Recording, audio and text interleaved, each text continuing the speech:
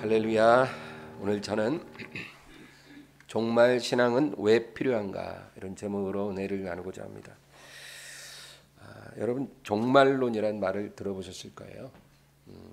이 종말론은 교회의 뜨거운 감자입니다. 여러분 뜨거운 감자는 들고 있자니 뜨겁고 또 버리자니 아깝잖아요. 종말론이 그와 같습니다. 이것을 진지하게 다루자니 부담스럽고 또 도외시할 수도 없다. 어떤 사람은 종말론에 지나치게 몰두하는 사람이 있더라고요. 늘 계시록만 봐요. 또 어떤 사람은 종말론 관련된 얘기만 나오면 회피합니다. 그러나 여러분, 이 둘 다 잘못된 거죠. 우리는 성경을 골고루 받아들여야 합니다.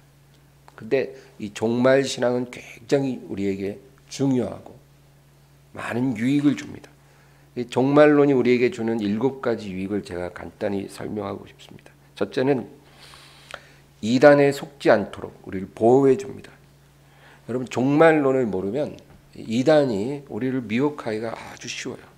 오늘날 대부분의 이단들은 그 교리가 요한계시록 위에 세워져 있습니다. 그래서 이단들의 특징은 요한계시록이 전체 70%를 차지해요. 그래서 항상 계시록을 가지고 우리에게 다가옵니다. 근데 정통 기독교회는 종말론을 가르치지 않아요. 계시록을 설교하지 않아요. 그래서 성도들이 잘 모른다는 거예요. 그러니까 이단들이 와서 이 얘기를 해도 분별이 안 되는 거예요. 그러니까 우리가 종말론을 알면 이단의 미혹에 빠지지 않게 되는 것입니다. 예를 들어 요한계시록 7장이나 14장에는 14만 4천 명의 이야기가 나옵니다. 이것은 결혼하지 않은 유대인 남자들이 환난 때에 하나님의 보호를 받고 사명을 감당한다는 이야기예요. 근데 이 이단들, 신천지라든지 여호와의 증인 이런 무리들은 그 14만 4천 명이 바로 자기들을 얘기한다는 거죠. 이런 터무니없는 이야기를 할 때 우리가 그것을 반박할 수 있어야 하는 것입니다. 또 계시록 22장에는 신부라는 말이 나와요. The bride. 이 신부는 거룩한 주님의 신부된 교회를 의미합니다. 근데 오늘날의 하나님의 교회라고 여러분 들어보셨죠? 하나님의 교회라고 하는 그 이단은 이 신부를 어머니 하나님이라 그렇게 말합니다. 그래서 아버지 하나님만 있는 게 아니라 어머니 하나님도 있다는 거예요. 이런 말도 안 되는 삼위일체 하나님을 부정하는 다신론적인 이단이거든요. 신부를 교회라고 해석하지 않고 어머니 하나님이라고 해석하는 그런 이단이 있어요. 그런데 우리가 그런 것을 분별할 수 있어야겠다는 거죠. 두 번째로 종말론이 주는 유익은 세상에 일어나는 사건들, 정세 변화에 대한 통찰력을 갖게 해줍니다. 여러분 우리가 세상이 어떻게 돌아가는지 알아야 하거든요. 근데 세상에서 어떤 일이 일어날 때 여러분 그것에 대해서 우리가 통찰력을 갖고 봐야 합니다. 예를 들면 지난 팬데믹 2년 동안 여러분 고생 많이 하셨죠. 근데 그때 정부에서 백신 패스를 주었어요. 그걸 갖고 있지 않으면 공공장소에 갈 수가 없는 거예요. 그리고 직장 생활도 하기가 아주 힘들었어요. 그런데 세상 사람들은 그것에 대한 분별을 못합니다. 그것이 무엇을 의미하는지. 그러나 하나님의 백성들은 종말론을 이해하는 백성들은 계시록 13장에 나오는 666이라는 그런 상황을 연상하게 되는 거죠. 그래서 이제 말세에 나타날 불법의 사람 적그리스도가 무대에 등장할 그러한 준비가 되어가고 있다라는 것을 우리가 분별하는 것입니다. 그래서 예수님이 가까이 오셨다는 것을 우리가 깨닫는 거죠. 더 깨어 있어야겠구나. 우리가 이런 분별력을 갖게 해준다는 거죠. 세 번째는 미래에 대한 소망을 갖게 합니다. 여러분, 성경을 보면 주님께서 말세에는 점점 더 상황이 안 좋아질 것이고 최악으로 치닫게 될 것이다. 그렇게 말씀합니다. 그러면 우리 마음이 굉장히 어두워지잖아요. 큰일 났다. 그러나 요한계시록이나 다니엘서를 보면 그러나 최악의 상황이 예수님이 이 땅에 오심으로 반전이 일어나고 그 택한 백성에게 영원한 평화가 주어질 것이다. 우리에게 약속하고 있는 거예요. 그러므로 미래에 대해서 어떤 비관적인 생각이 아니라 소망을 갖게 하는 겁니다. 그래서 올바른 종말론을 우리가 갖고 있으면 다가올 미래에 대해서 우리가 두려워하지 않고 소망을 갖고 살 수가 있는 거예요. 조금도 그것이 우리를 두렵게 하지 않는다는 거죠. 네 번째는 복음을 전해야 될 긴박성을 우리에게 줍니다. 종말 신앙을 가진 사람은 사랑하는 사람들이 영원한 형벌에 들어가지 않기 위해 더 기도하게 되는 거예요. 이제 주어진 시간이 조금씩 줄어져 가고 있다는 걸 알기 때문에 우리 부모님을 위해 자녀들을 위해 더 간절히 주님께 매달릴 수가 있는 거예요.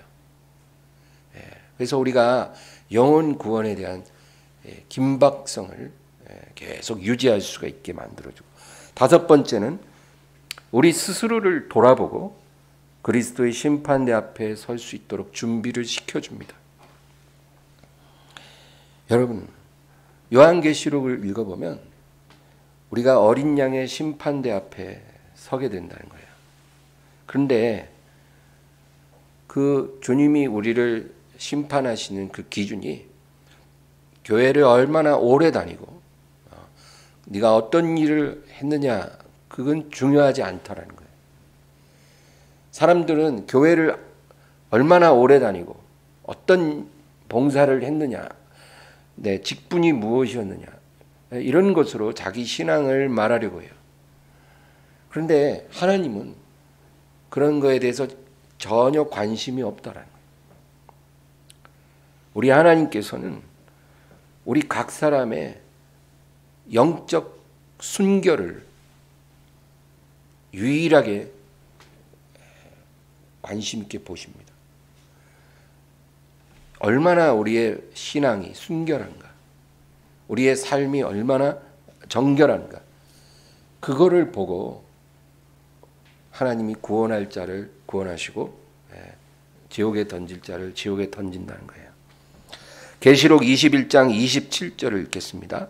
무엇이든지 속된 것이나 가증한 일 또는 거짓말하는 자는 결코 그리로 들어가지 못하되 오직 어린 양의 생명책에 기록된 자들만 들어가리라. 속된 것, 가증한 것, 거짓말하는 것, 이 세상의 모든 이런 경건하지 않은 그러한 삶을 그냥 그대로 흡수하면서 살아가는 사람들은 아무리 교회를 다녀도 하나님 나라에 들어갈 수 없다라는 거예요. 그가 목사가 됐든 집사가 됐든 간에. 그러나 오직 어린 양의 생명책에 기록된 자들만 들어가리라. 어린 양의 생명책에 기록되는 거예요. 누가 기록될까요? 예수님을 진정으로 사랑하는 사람이 거기 기록됩니다. 조건은 그거 하나예요. 예수님을 진정으로 사랑하는 사람이 생명책에 기록이 되고 영생으로 들어가는 거예요. 여섯 번째는 장차 다가올 핍박과 환난을 직면할 용기를 갖게 한다는 거예요. 무엇이든지 미리 알고 마음의 준비를 하면 우리가 당황하지 않고 더 담대하게 대처할 수 있다는 거예요. 전혀 예상하지 않는 고난을 겪으면 사람이 당황하잖아요. 그러나 우리가 어떤 상황을 맞이하게 될 건가를 알고 있다면 담대하게 그 상황을 견딜 수 있어요. 왜? 그 상황이 영원한 게 아니라 우리가 믿음으로 견디면 우리가 구원을 받는다는 걸 알기 때문입니다. 마지막 7번째는 올바른 종말 신앙을 가지면 예수 그리스도를 온전히 알도록 해줍니다. 여러분, 우리가 예수님을 아는 것은 성경을 통해서 알죠. 성경의 복음서와 요한계시록을 통해서 우린 예수님을 알게 돼요. 복음서는 예수님에 관해서 그가 어떤 일을 우리를 위해 하셨는지 그것을 말해줍니다.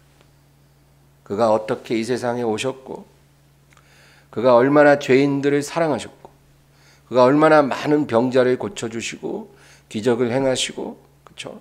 그리고 죄인들을 위해 자기 목숨을 내어주셨는지 그것이 복음서에 기록이 되어 있어요. 그래서 우리는 복음서를 읽음으로 예수님이 우리를 위해 무엇을 해주셨는지 아는 거예요.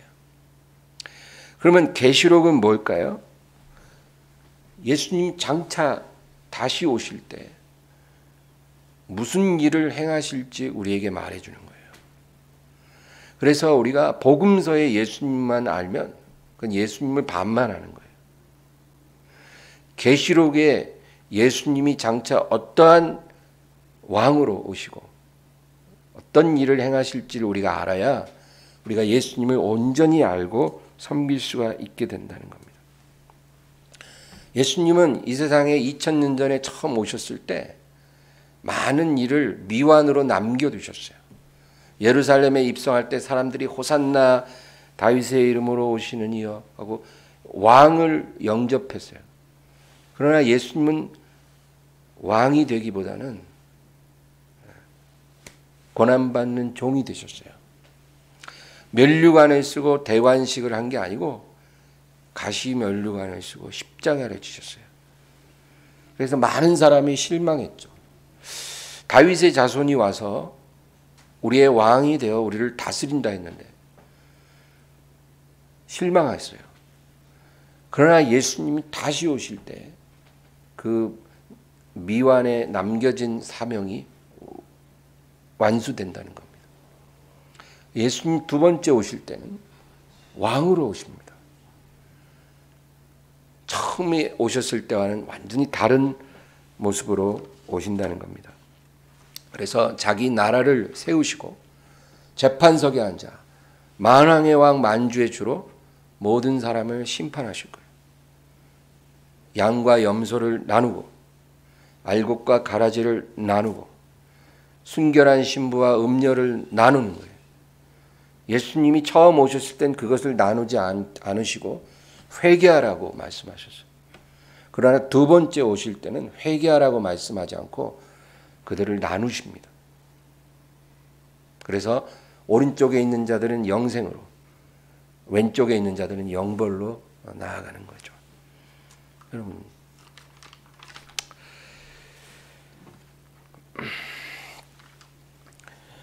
신약 성경에 여러분 주님께서 다시 오시리라는 말씀이 318번이나 기록되어 있어요. 여러분이 신약 성경을 읽어보면 알게 돼요. 예수님의 재림에 대해서 너무나 자주 신약 성경에 기록되어 있다는 거예요. 318번이나 기록되어 있어요. 엄청난 분량이죠. 그러나 오늘날 교회에서는 예수님의 재림에 대해서 그만한 비중으로 설교하지를 않아요. 초대교회와 현대교회의 차이점이 있다면 초대교회는 다시 오실 주님에 대한 소망으로 가득 찼어요.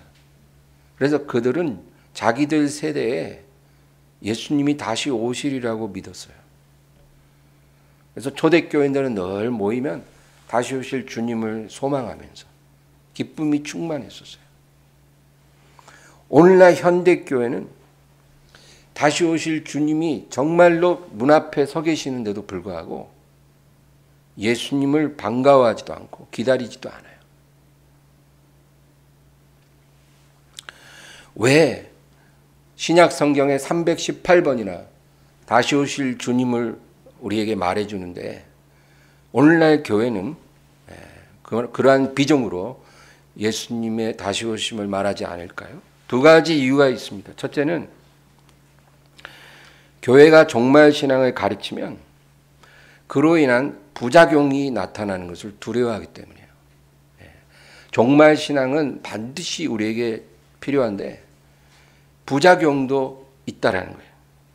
어떤 부작용이 있을까요? 두 가지예요. 첫째는 시한부 종말론이 고개를 든다는 거예요.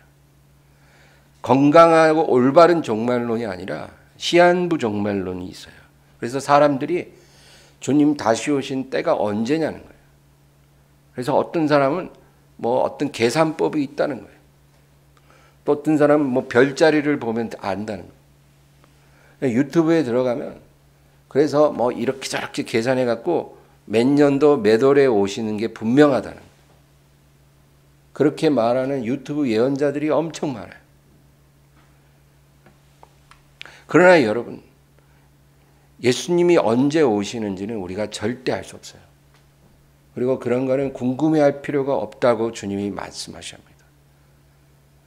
다니엘 9장에 보면은 70일에 대한 이야기가 나와요. 70일에. 그래서 490년이에요. 7 곱하기 70해서 490년.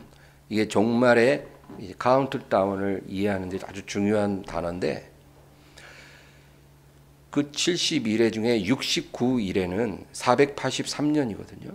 그래서 느헤미야 때 성전을 중건하라는 명령이 떨어진 때부터 예수님이 십자가에 죽으실 때까지 483년이에요. 그래서 그것은 성취됐어요. 그러면 이제 마지막 한 일회가 남았다는 거예요. 69일에는 지났고 한 일회, 7년이 남았는데 그 한 일회가 끝나면 주님이 오신다는 거예요. 그 나라가 임한다는 거예요. 근데 문제는 그 한 일회가 언제 시작될지는 아무도 모르는 거예요. 왜 하나님이 그걸 안 가르쳐 주실까요? 우리가 알 필요가 없기 때문이에요. 그래서 아무리 많은 사람들이 언제라고 얘기해도 여러분 그런 거에 귀 기울이지 마시기 바랍니다. 예수님 제자들이 예수님께 물었어요. 예수님 부활하신 후에 예수님 이제 곧 하늘나라 가실 거 알고 주여 주님 나라가 언제 임하는 겁니까? 도대체 언제 주의 나라를 이루실 겁니까? 제가 제자라도 물었을 거예요. 근데 주님 뭐라 그러셨을까요? 사도행전 1장 7절입니다. 이르시되 때와 시기는 아버지께서 자기의 권한에 두셨으니 너희의 알 바 아니요. 아버지가 자기 권한에 두셨으니 너희가 알 바 아니라는 거예요. 근데 그렇게 알고 싶어하는 사람들이 많아요. 마가복음 13장 32, 33절입니다. 그러나 그날과 그때는 아무도 모르나니 하늘에 있는 천사들도 아들도 모르고 아버지만 아시느니라. 주의하라 깨어있으라. 그때가 언제인지 알지 못함이라. 예수님 말씀하셨어요. 그날과 그때는 아무도 모르나니 하늘에 있는 천사도 모르고 아들도 모르고 아버지만 아시느니라. 천사도 모르고 아들도 모른대요. 천사도 모르고 아들도 모르는데 우리가 어떻게 합니까, 여러분? 아버지만 아시니까 너희가 신경 쓸 거는 주의하라, 깨어 있으라. 그때가 언제인지 알지 못함이라. 그러나 주님은 우리에게 뭐라고 말씀하시냐면 시대의 징조를 분별하라고 말씀하십니다. 정확할 때를 알려고 하지 말고 그 때가 가까우고 있다는 그 시대의 징조를 분별하라는 거예요. 누가복음 21장 28절에서 31절까지 읽겠습니다. 이런 일이 되기를 시작하거든 일어나 머리를 들라 너희 속량이 가까웠느니라 하시더라. 이에 비유로 이르시되 무화과 나무와 모든 나무를 보라. 싹이 나면 너희가 보고 여름이 가까운 줄을 자연히 아나니 이와 같이 너희가 이런 일이 일어나는 것을 보거든 하나님의 나라가 가까이 온 줄로 알라. 아멘. 그러니까 어떤 일들이 일어날 때 이 하나님 나라가 아주 임박했다는 걸 너희가 분별해라, 그 얘기예요. 그래서 너희 머리를 들라는 거예요. 하늘을 보라는 거예요. 어떤 시대의 징조를 볼 때 하늘을 들어, 머리를 들어 하늘을 보라. 주님이 곧 임하시리라. 그리고 무화과 나무에 싹이 날 때 여름이 다가온 것을 아는 것처럼 여러 가지 징조가 일어날 때 그날이 다가오고 있다는 걸 너희가 분별해야만 한다. 그 징조가 뭐냐? 그 얘기는 오늘 시간상 다 이야기할 수는 없어요. 그러나 그때가 다가오고 있다는 것을 하나님 자녀들이 알아야 한다는 거예요. 또 종말신앙의 가르침으로 나타나는 부작용은 이거를 알게 되면 사람들이 동요하는 사람이 있어요. 동요하면 안 되는데 동요합니다. 이제 주님 곧 오신다는데 뭐 직장 다닐 필요 있나? 이제 주님 곧 오신다는데 뭐 결혼할 필요 있나?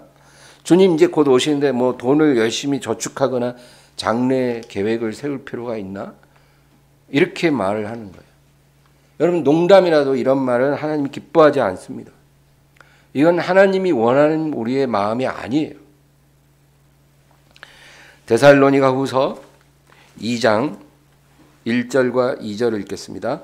형제들아, 우리가 너희에게 구하는 것은 우리 주 예수 그리스도의 강림하심과 우리가 그 앞에 모임에 관하여 영으로나 또는 말로나 또는 우리에게서 받았다 하는 편지로나 주의 날에 이르렀다고 해서 쉽게 마음이 흔들리거나 두려워하거나 하지 말아야 한다는 것이라. 아멘. 주의 날이 이르렀다고 해서 쉽게 마음이 흔들리거나 두려워하지 말아야 한다는 거라. 주님께서 우리에게 말씀하시는 것은 일상을 깨뜨리지 말라는 거예요. 주님이 다가오신다고 동요하고 막 일상을 깨뜨려서 뭔가 특별하게 행동하지 말라는 거예요. 어떤 사람은 이제 곧 오시니까 가진 돈 다 쓰고 이제 대출까지 실컷 받아서 다 쓰고 하고 싶은 거 하다가 주님께 가야 되겠다. 여러분, 제가 한 가지 예언할게요. 이렇게 사는 사람은 주님이 절대 안 데려가셔요. 우리 그렇게 살면 안 된다는 거예요. 일상을 그대로 지키라는 거예요. 곧 주님이 가까이 오시는 걸 알지만 일상을 지키면서 내가 있는 자리에서 내가 해야 할 일 그대로 충성스럽게 하라는 거예요. 고린도전서 7장 20절입니다. 각 사람은 부르심을 받은 그 부르심 그대로 지내라. 7장 24절입니다. 형제들아, 너희는 각각 부르심을 받은 그대로 하나님과 함께 거하라. 그대로 거하라는 거예요. 매일매일 주님과 동행하는 게 중요한 거지. 뭔가 날짜 예측해갖고 오실 때가 몇 년 남은 것 같으니까 내가 가진 돈을 그 몇 년 동안 다 써야 되겠다. 어떻게 해외여행이나 실컷 다녀야 되겠다. 이런 생각하는 거는 여러분, 그게 바로 시한부 종말론이에요. 이렇게 종말 신앙을 갖게 될 때 부작용이 일어날 수 있다는 거예요. 예수님은 우리에게 말씀하셨어요. 두 사람이 밭에서 일하고 있다가 한 사람은 데려감을 당하고 한 사람은 남겨지리라. 두 여자가 맷돌을 갈고 있다가 한 여자는 데려가고 한 여자는 남겨지리라. 그게 뭐예요? 일상의 그 루틴을 따라서 그렇게 사는 동안에, 우리가 매일매일 해야 할 일을 하는 동안에 주님이 우리를 데리러 오신다는 거예요. 여러분, 그래서 절대로 주의 날이 이르렀다고 해서 쉽게 마음이 흔들리거나 두려워하지 말기를 바랍니다.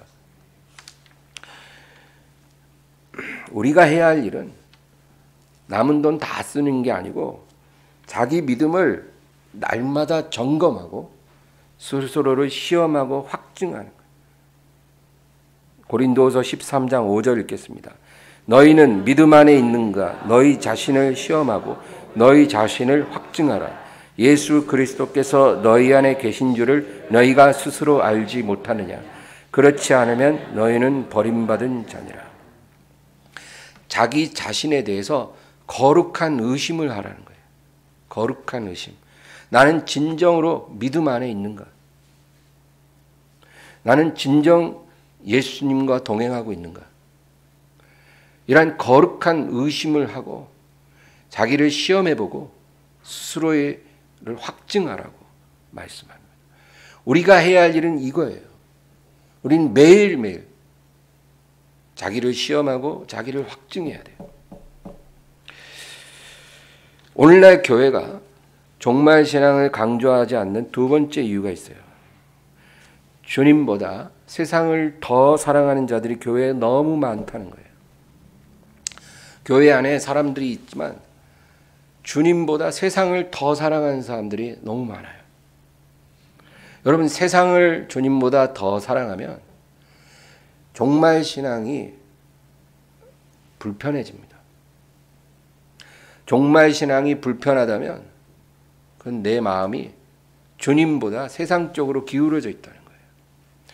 주님을 더 사랑하고 기다리는 사람들은 종말 신앙은 소망이에요. 너무나 감사하고 행복한 믿음입니다.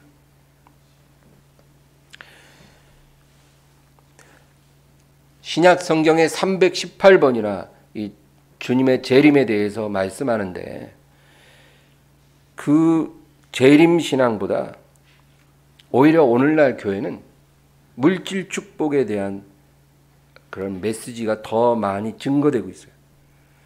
근데 신약 성경에 물질 축복에 대한 구절은 딱 4번밖에 안 나온다는 거 여러분 아세요? 예수님 다시 오신 건 318번 나오지만 물질 축복을 주신다는 약속은 딱 4번 나와요. 4번. 제가 여러 번 성경 읽어보고 다 뽑은 거예요.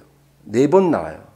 근데 그 4번도 그냥 너희가 예수 잘 믿으면 하나님이 물질 축복 주시리라, 부자가 되게 하리라, 이런 약속이 아니고 너희가 하나님을 섬기기 위해 또 가난한 이웃을 구제하기 위해 너희 가진 것을 나누게 되면 하나님이 너희의 모든 필요를 더 풍성하게 채우리라.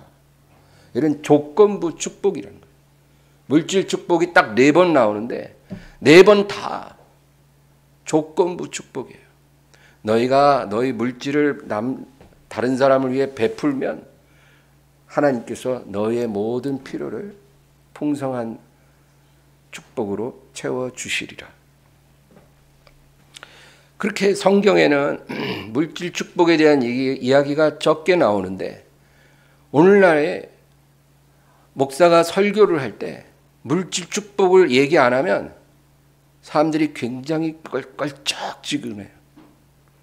목사님 앞에 기도를 받았는데 물질 축복 기도 안 해주면 뭔가가 빠진 것 같아요. 막 김치 없이 밥 먹은 것처럼 껄쩍지근해요. 먹긴 먹었는데 뭐가 이렇게 좀 부족한 것 같은 거예요.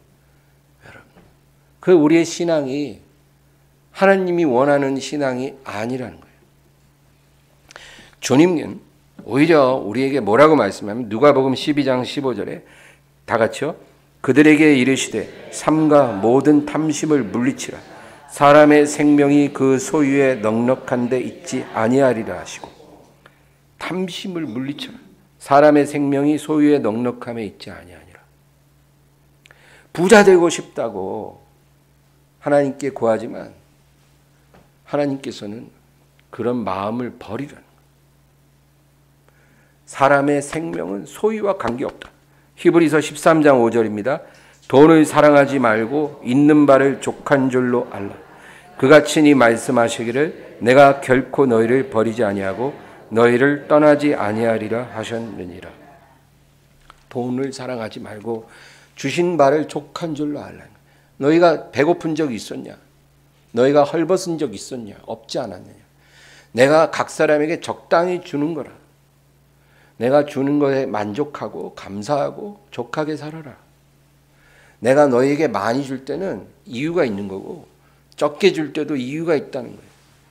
우리의 영적 안전을 위해서 하나님이 그렇게 때를 따라 우리의 신앙에 맞게 주시는 거예요. 네.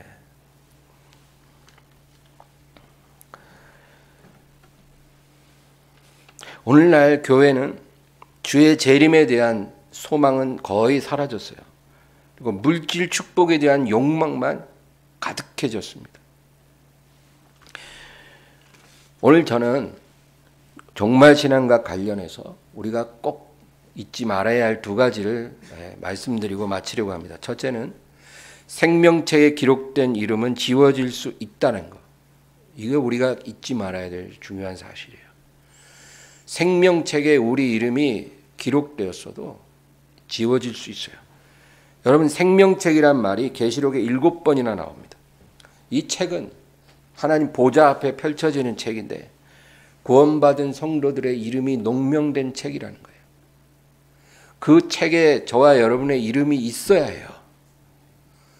만약에 우리가 주님 앞에 섰는데 그 책에 내 이름이 없으면 끝난 거예요, 여러분. 이제 회개할 기회도 없고 다시 거기다가 내 이름 좀 써달라고 천사들한테 부탁해서도 될 일이 아니에요.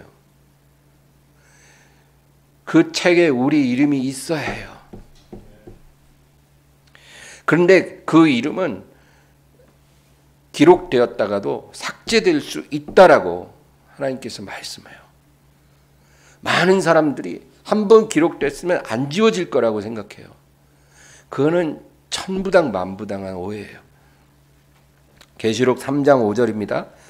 이기는 자는 이와 같이 흰옷을 입을 것이요 내가 그 이름을 생명책에서 결코 지우지 아니하고 그 이름을 내 아버지 앞과 그의 천사들 앞에서 시인하리라.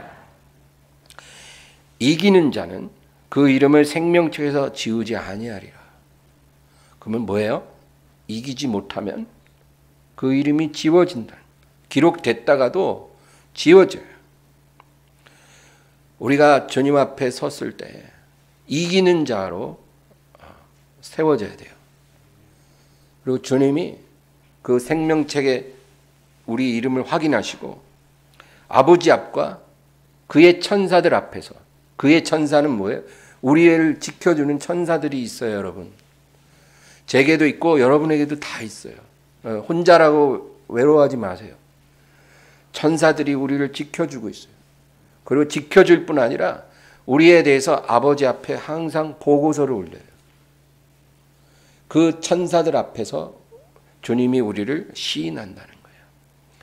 여러분, 이런 일이 마지막 날에 일어날 때 저와 여러분이 이와 같이 되기를 바랍니다. 이렇게 돼야 돼요.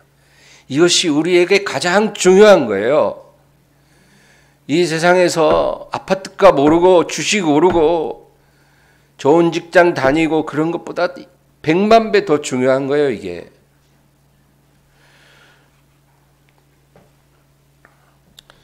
교회에 1년 이상이라도 다녔던 사람들이 지금 계속 그 믿음을 유지하고 교회를 다녔다면요, 지금 교회에 나오는 성도들 숫자보다 5배 더 많을 거라고 그러더라고요.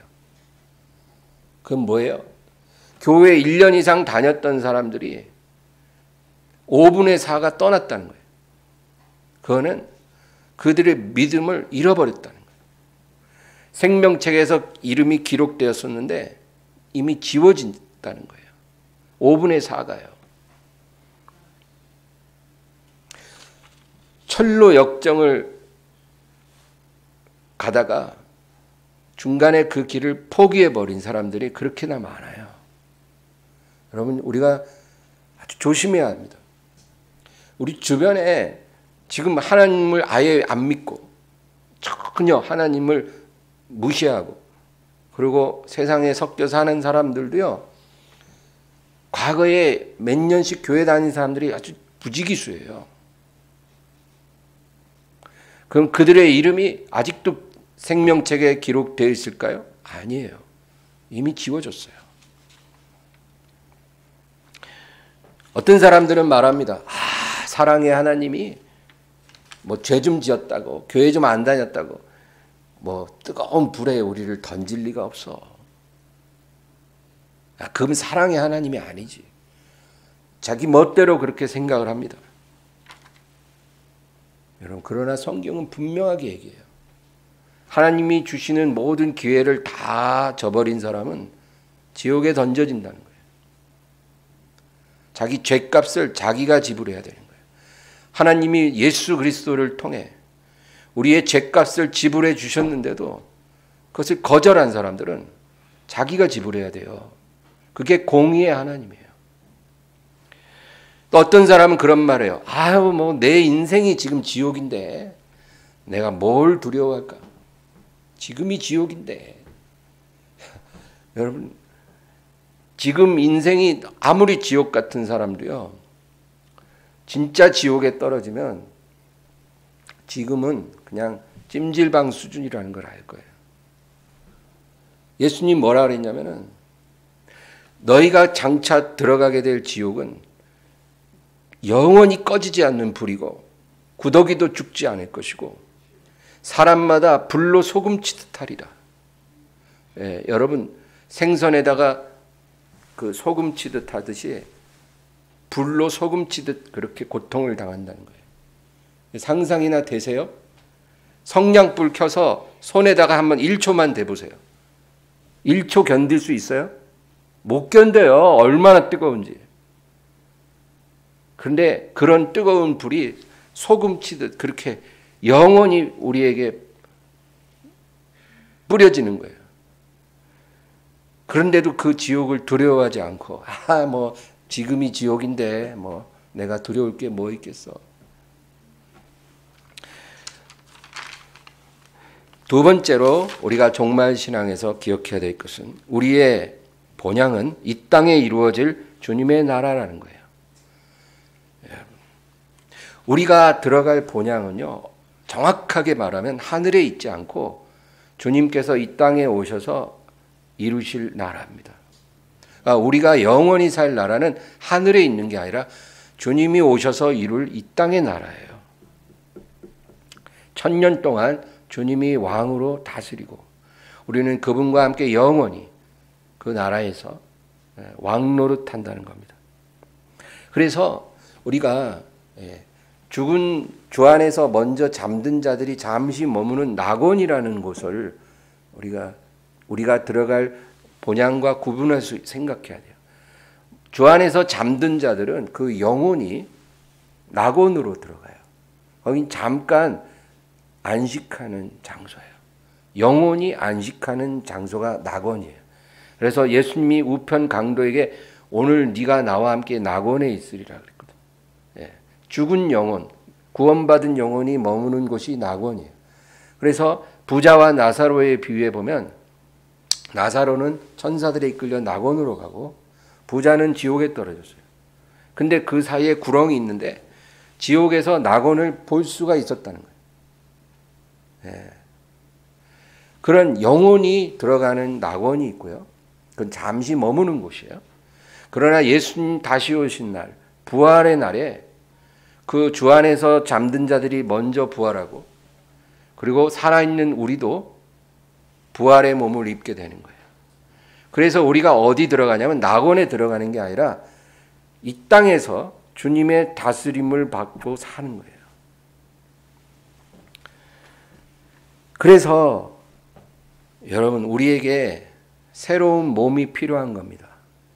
우리가 만약에 영혼만 저 뭐 낙원에 들어가거나 어디 하늘나라로 가면 몸이 필요하지 않아요. 영혼이 들어가는데 왜 몸이 필요하겠어요? 그러나 우리가 예수님이 이 땅에 오심으로 이 땅에서 우리가 살게 되기 때문에 우리에게는 새로운 몸이 필요한 거예요. 그래서 영원히 살 수 있는 몸을 우리에게 주시는 겁니다. 저는 그날이 오기를 간절히 소망해요. 제가 몸이 안 좋거든요. 죄송합니다. 어르신들 앞에서. 근데 그런 걸 느낄 때마다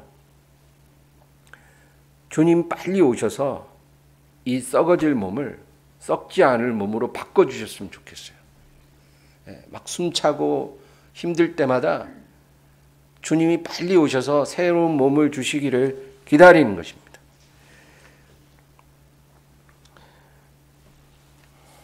고린도전서 15장 52절에서 54절까지 읽겠습니다. 나팔 소리가 나매 죽은 자들이 썩지 아니할 것으로 다시 살아나고 우리도 변화되리라. 이 썩을 것이 반드시 썩지 아니할 것을 입겠고 이 죽을 것이 죽지 아니함을 입으리로다. 이 썩을 것이 썩지 아니함을 입고 이 죽을 것이 죽지 아니함을 입을 때에는 사망을 삼키고 이기리라고 기록된 말씀이 이루어지리라. 아멘. 지금 우리가 입고 있는 이 몸, 이건 썩어질 몸이에요.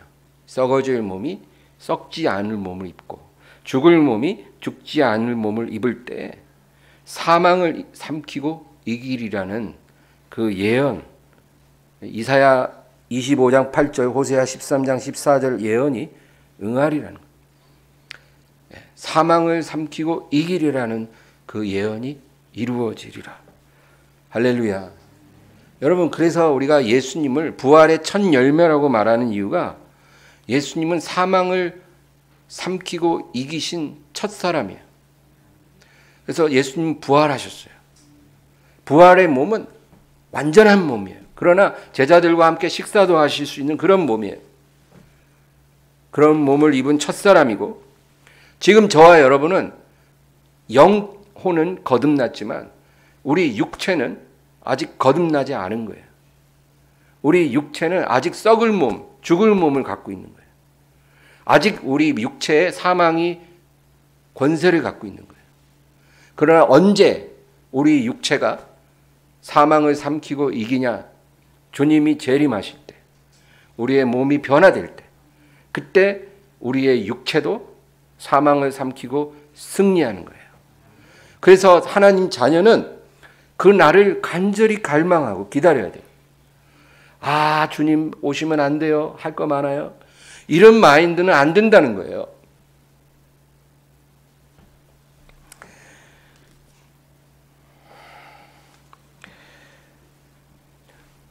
우리가 하나님께 가는 게 아니라 하나님이 우리에게 오시는 거예요. 예, 여러분, 임마누엘의 하나님, 우리와 하나님이 함께 하신다. 그 하나님은 2000년 전에 유대 땅에 육신을 입고 오셔서 죄인들과 함께 거니셨잖아요. 그 하나님은 지금 성령으로 우리 안에 와 계세요. 그리고 장차 어느 날 갑자기 위에서 아래로 내려오실 거예요. 그때는 왕으로 오시는 거예요. 그리고 우리의 몸도 거룩한 몸으로 변화돼서 주님과 영원히 이 땅에서 사는 거예요.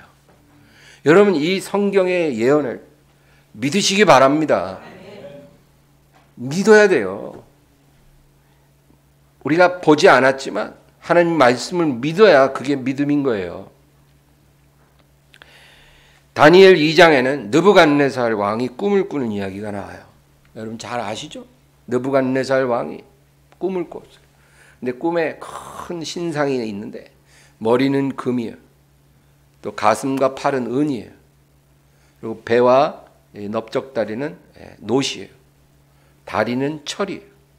발은 철과 진흙이 섞여 있더라는 그런 희귀하게 생긴 큰 신상을 보았다는 거예요. 근데 갑자기 사람의 손으로 말미암지 않은 큰 돌이 날아와서 그 신상을 쳐서 완전히 가루로 만드는데 흔적도 없이 사라지고 그 큰 바윗돌이 점점 커져서 온 세상에 가득하게 되더라. 그런 꿈인 거예요. 그래서 이 왕이 이 꿈을 꾸고 이게 도대체 무슨 의미인지 몰라요. 그러나 다니엘이 와서 그 꿈을 이제 해석해 줍니다. 다니엘 2장 44절 45절 읽겠습니다. 이 여러 왕들의 시대에 하늘의 하나님이 한 나라를 세우시리니 이것은 영원히 망하지도 아니할 것이요 그 국권이 다른 백성에게로 돌아가지도 아니할 것이요 도리어 이 모든 나라를 쳐서 멸망시키고 영원히 설 것이라. 손대지 아니한 돌이 산에서 나와서 새와 놋과 진흙과 은과 금을 부서뜨린 것을 왕께서 보신 것은 크신 하나님이 장래일을 왕께 알게 하신 것이라. 이 꿈은 참되고 이 해석은 확실하니이다 하니. 그 금신상의 각 부분은 장차 일어날 세상의 강대한 제국들인 거예요. 그러나 마지막 날에 하나님으로부터 날아온 돌이 이 제국들을 완전히 바스라 버리고 흔적도 없이 사라지고, 그리고 그 나라가 영원히 선다는 거예요. 여러분, 우리에게 약속된 나라가 바로 이 나라입니다. 예수님이 통치하는 나라예요. 저와 여러분 그 나라에 들어가야 해요. 그 나라를 바라보고 사모해야 해요. 이 땅에서 우리는 일상에 충성하고 충실하게 살아야 하지만 주님의 나라가 임하기를 갈망하며 살아야 돼요. 그것이 우리가 그 나라에 들어갈 믿음의 징표예요. 그 나라를 기다리지도 않고 바라지도 않고 원하지도 않는 성도들은 여러분 그 나라에 들어가기 어려울 거예요. 그래서 우리가 주기도문 할 때 여러분 늘 기도하잖아요. 하늘에 계신 우리 아버지요. 그리고 제일 먼저 뭐래요? 나라가 임하시오며. 그렇죠? 나라가 임하시오며. 뜻이 하늘에서 이루어진 것 같이 땅에서도 이루어지이다. 그게 무슨 의미냐? 그 정확한 의미는요. 이 나라예요. 주님이 오셔서 이룰 그 나라가 이루어지게 하옵소서. 하늘에서 하나님 뜻이 다 이루어진 것처럼 주님 강림하시는 날 그 나라가 이 땅에 이루어지므로 땅에서도 그것이 다 완성되기를 원하나이다. 여러분, 우리는 주기도문 할 때마다 그렇게 기도하잖아요. 이것이 정말 우리 기도의 가장 중요한 제목이 되어야 된다는 거예요. 오늘 본문을 다시 읽겠습니다. 본문 계시록 22장 16, 17절입니다. 나 예수는 교회들을 위하여 내 사자를 보내어 이것들을 너희에게 증언하게 하였노라. 나는 다윗의 뿌리요 자손이니 곧 광명한 새벽별이라 하시더라. 성령과 신부가 말씀하시기를 오라 하시는도다. 듣는 자도 오라 할 것이요 목마른 자도 올 것이요 또 원하는 자는 값없이 생명수를 받으라 하시더라.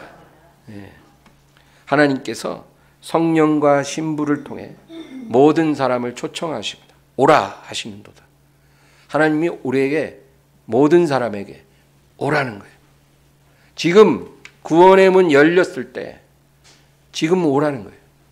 항상 열려있지는 않을 테니까 닫히기 전에 오라. 듣는 자도 올 것이고 목마른 자도 올 것이고 원하는 자는 와서 값없이 생명수를 받을 때가 지금 이때라는 거예요. 지금 너희가 안 오면 문 닫힌 후에는 아까 우리 찬양한 것처럼 문 닫히면 한 번 닫힌 구원의 문 두 번 다시 열려지지 않으리. 지금 열려있을 때 오라는 거예요. 천국은 침노를 당한다 그랬어요. 침노하는 자는 빼앗느니라. 지금 오라는 거예요. 성령께서 오라고 말씀하시고 각 사람에게 또 신부된 교회도 사람들에게 오라고 말하는 거죠. 하나님의 교회는 이 신부를 어머니 하나님이라고 말하지만 그건 말도 안 되는 얘기예요. 하나님께서는 성령과 교회를 통해 세상 사람들에게 오라고 말씀하십니다. 그래서 우리는 투 트랙으로 오라고 말해야 돼요. 네. 첫째는 세상을 향해서 오라. 듣는 자도 오고 목마른 자도 오고 값없이 와서 이 생명수를 마시라. 그렇게 우리가 세상을 향해 초청을 해야 되고요. 그래서 여러분 주님 오실 때까지 믿지 않은 자들, 구원받지 못한 사람들에게 오라 하세요. 하나님께로 오라고 하세요. 예수님도 제자들에게 와보라 했잖아요. 우리는 늘 그렇게 말해야 돼요. 그리고 또 하나는 우리 주님을 향해 오시옵소서. 그렇게 고백해야 합니다. 계시록 22장 20절 읽겠습니다. 이것들을 증언하신 이가 이르시되 내가 진실로 속히 오리라 하시기는 아멘. 주 예수여 오시옵소서. 우리는 세상을 향해서도 오라고 말해야 되지만 고개를 들어 하늘을 보고 우리 주 하나님 앞에 아멘, 주 예수여 오시옵소서. 우리가 날마다 그렇게 기도해야 하는 거예요. 이것이 우리의 믿음이고 우리가 감당할 사명이에요. 하나님께서 여러분에게 사는 동안 헌금 많이 해라, 봉사 많이 해라, 그렇게 말씀하시는 게 아닌 거예요. 우리가 해야 될 일은 사람들을 향해 오라 말해야 되고, 또 주님을 향해 아멘 주 예수여 오시옵소서. 우리가 그렇게 부르짖어야 하는 거예요. 아침 저녁으로 우리는 그렇게 기도해야 하는 거예요. 그것이 우리가 가져야 될 믿음인 줄로 믿습니다. 우리 찬송 부르고 기도하겠습니다.